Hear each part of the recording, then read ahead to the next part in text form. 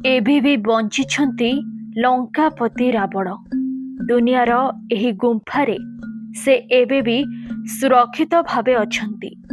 ଘଞ୍ଚ ଜଙ୍ଗଲ ମଝିରେ ଅଛି ଏକ ବିଶାଳ ପାହାଡ଼, ଆଉ ଏଇଠି ଅଛି ରାବଣ ଗୁମ୍ଫା, ଯାହା ଭିତରେ ରାବଣ ସୁରକ୍ଷିତ ଭାବେ ରହିଛନ୍ତି।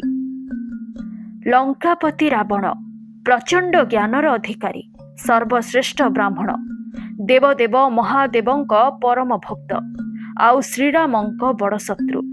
ରାମାୟଣ କାହାଣୀରେ ଆପଣ ରାବଣଙ୍କ କଥା ସମସ୍ତେ ଜାଣିଥିବେ। ନିଜ ଭଉଣୀର ଅସମ୍ମାନର ପ୍ରତିଶୋଧ ଠାରୁ ଆରମ୍ଭ ହୋଇଥିଲା ସବୁ ଷଡ଼ଯନ୍ତ୍ର। ମାତା ସୀତାଙ୍କୁ ହରଣ କରିବାଠୁ ଆରମ୍ଭ କରି ନିଜ ମୃତ୍ୟୁର କାରଣ ରାବଣ ନିଜେ ପାଲଟିଥିଲା। 7 ଦରିଆ ପାର ହୋଇ ରାବଣ ନିଜର ଦୁନିଆ ବସାଇଥିଲା। ଦେବଦେବ ମହାଦେବଙ୍କ ସ୍ୱର୍ଣ୍ଣ ଲଙ୍କାକୁ ଦାନରେ ଆଣି ବସାଇଥିଲା ନିଜ ସାମ୍ରାଜ୍ୟ, ଆଉ ଚଲାଇଥିଲା ଶାସନ।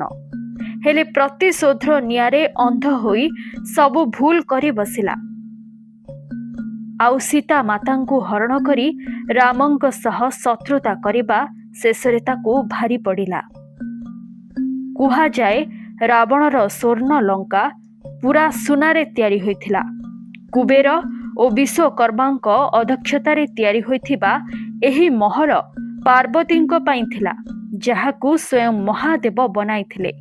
ହେଲେ ଗୃହ ପୂଜନ ପାଇଁ ରାବଣଙ୍କୁ ଡାକିବା ପରେ ସେ ବ୍ରାହ୍ମଣ ଦାନ ସ୍ୱରୂପ ଏହି ସ୍ୱର୍ଣ୍ଣ ମହଲକୁ ମାଗିଲେ। ମହାଦେବ ମଧ୍ୟ ଏହାକୁ ଦାନ କରିଦେଲେ। ଏହାପରେ ମହଲର ନାଁ ସ୍ୱର୍ଣ୍ଣ ଲଙ୍କା ହୋଇଗଲା। ତେବେ ବର୍ତ୍ତମାନ ସମୟରେ କୁହାଯାଉଛି ଯେ ଲଙ୍କେଶଙ୍କ ଅଶୋକ ବାଟିକା ଏବେ ବି ରହିଛି।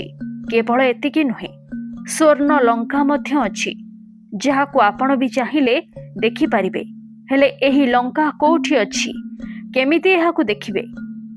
ସୂଚନା ଅନୁସାରେ ଶ୍ରୀଲଙ୍କାରେ ଏବେ ବି ଅଛି ରାବଣର ସ୍ୱର୍ଣ୍ଣ ମହଲ ଆଉ ଅଶୋକ ବାଟିକା, ଯେଉଁଠି ମାତା ସୀତାଙ୍କୁ ବନ୍ଦୀ କରି ରଖାଯାଇଥିଲା।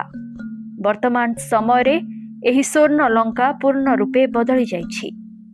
ତ୍ରେତୟା ଯୁଗରେ ତ୍ରିକୁଟ ପର୍ବତରେ ଥିବା ଏହି ଲଙ୍କା ଏବେ ବି ଅଛି। ଶ୍ରୀଲଙ୍କାରେ ଆପଣ ଏହାକୁ ଦେଖିବାକୁ ପାଇବେ। ଏହାକୁ ଦେଖିଲେ ରାବଣ ନଗରୀର ଭବ୍ୟତା ବିଷୟରେ ଜଣାପଡ଼େ।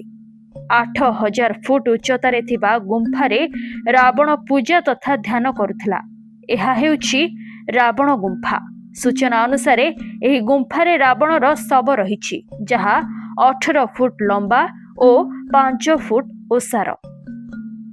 ଏହି ପାହାଡ଼ ତଳେ ରାବଣର ମୂଲ୍ୟବାନ ଜିନିଷ ପୋତି ହୋଇ ରହିଛି। ତ୍ରେତୟା ଯୁଗରେ ରାବଣ ସବୁଠୁ ଶକ୍ତିଶାଳୀ ରାଜା ଥିଲା। ଏଠାରେ ଏକ ଝରଣା ରହିଛି, ଯେଉଁଠି ହନୁମାନଙ୍କ ପାଦ ଚିହ୍ନ ମଧ୍ୟ ଦେଖିବାକୁ ମିଳିଛି। ତେବେ ରାବଣର ଏହି ସ୍ୱର୍ଣ୍ଣ ଲଙ୍କାର ସ୍ଥାନକୁ ସିଗିରିଆ କୁହାଯାଉଛି। ଦୁର୍ଗମ ସ୍ଥଳୀ ଥିବା ଏହି ଜାଗାର ଶିଖରରେ ରାବଣ ଲଙ୍କାର ଅବଶେଷ ଦେଖାଯାଏ। ୟୁନେସ୍କୋରେ ମଧ୍ୟ ଏହାକୁ ସ୍ଥାନ ଦିଆଯାଇଛି।